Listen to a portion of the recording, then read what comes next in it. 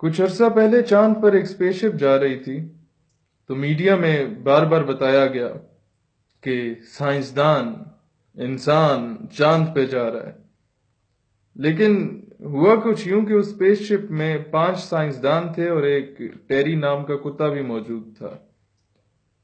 تو جب یہ خبر چلی تو پوری دنیا میں ایک جشن کا سامان تھا کہ چاند پر انسان جا رہا ہے اور یہ تو بڑی اچھی بات ہے.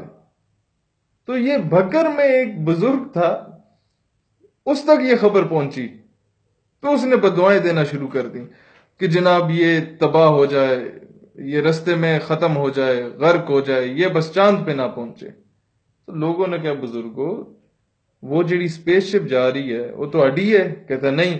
اسے جڑا فیول ہے وہ تو اڈا ہے. کہتے نہیں. اسے جڑا کتا پیا ہوا ہے وہ تو اڈا ہے. کہتے نہیں.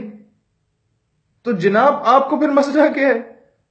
تو وہ کہتے ہیں جی خدا نہ خواستہ یہ اسپیس شپ چاند پہ پہنچ جاتی ہے. غور فرمائیے گا. کہتا ہے اگر یہ اسپیس شپ چاند پہ پہنچ جاتی ہے اور چاند پر چاند کی اپنی مخلوق پہلے سے موجود ہوتی ہے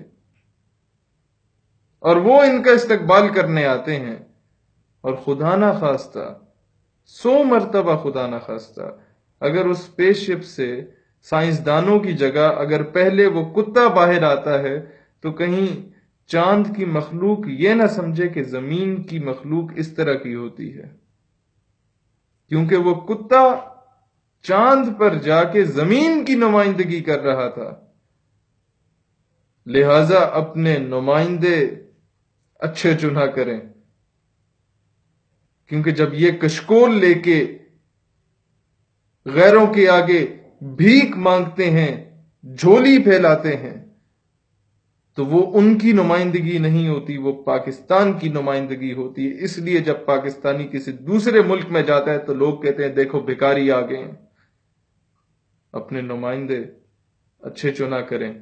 کہنے کو تو یہ ایک قسم کا لطیفہ ہی تھا، لیکن اگر اس پر سمجھ کے عمل کر لیا جائے تو آنے والی نسلیں سنور سکتی ہیں.